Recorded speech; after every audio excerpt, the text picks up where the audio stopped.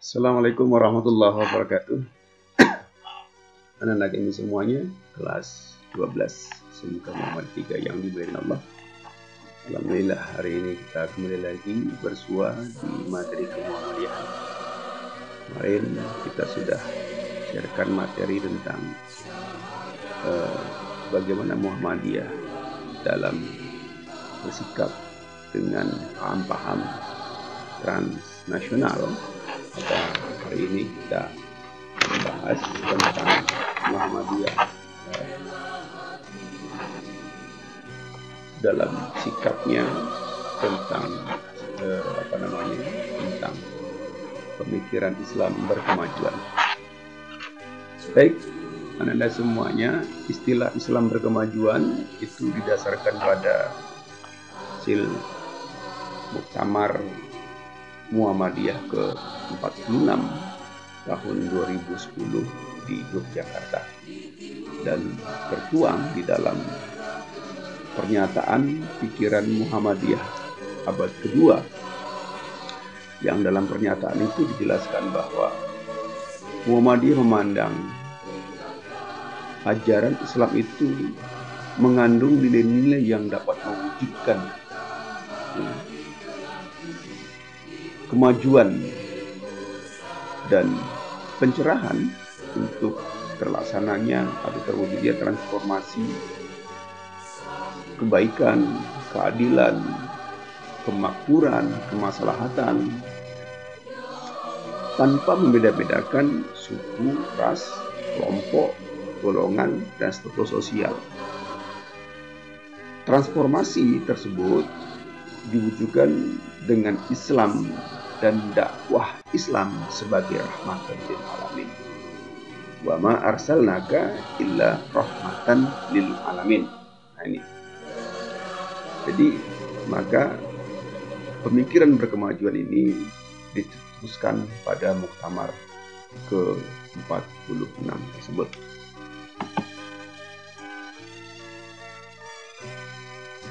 Apa pengertian Islam berkemajuan itu sebenarnya? Pada hakikatnya Islam berkemajuan adalah gerakan pencerahan yang dapat melahirkan kebaikan hidup lahiriah dan rohaniah untuk menjawab problematika manusia di dunia ini. Jadi semua masalah-masalah itu bisa diselesaikan dengan kita beragama Islam secara kafah.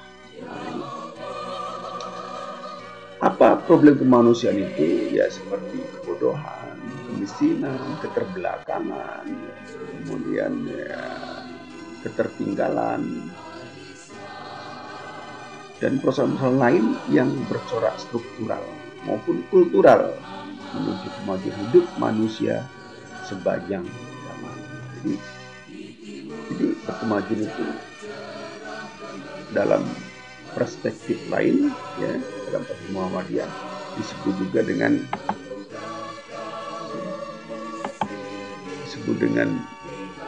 ad-din al-hadarah. Nah, ini dalam perspektif Muhammadiyah ini seperti itu. Dengan adanya pemikiran ini, maka sejak zaman Kiai Dahlan sebenarnya Muhammadiyah ini sudah berpikir mencerahkan, berkemajuan. Banyak contoh-contoh yang dilakukan oleh Kiai Dahlan. Contohnya ketika pada awal pendirian Muhammadiyah,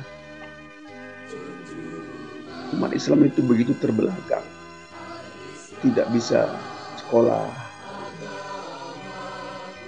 belajar nggak boleh.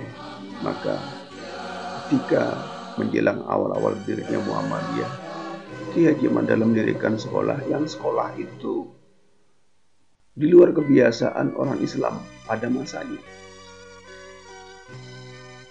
Karena kalau orang Islam itu sekolahnya ya di pesantren dengan sistem-sistem yang dijalankan, dorongan, segala macam, sifatnya klasikal, klasik.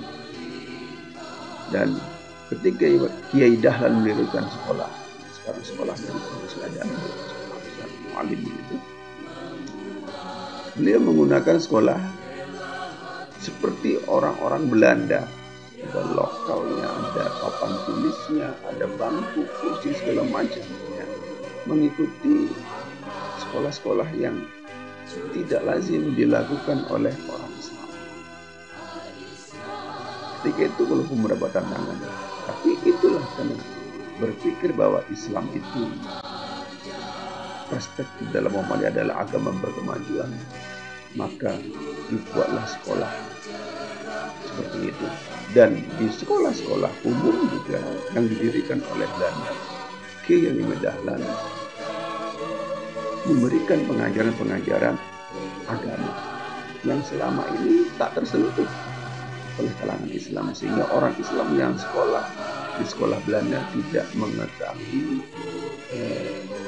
agama Islam itu sendiri.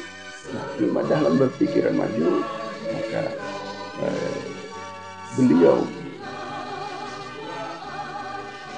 mendirikan sekolah yang itu sama dengan sekolah yang didirikan oleh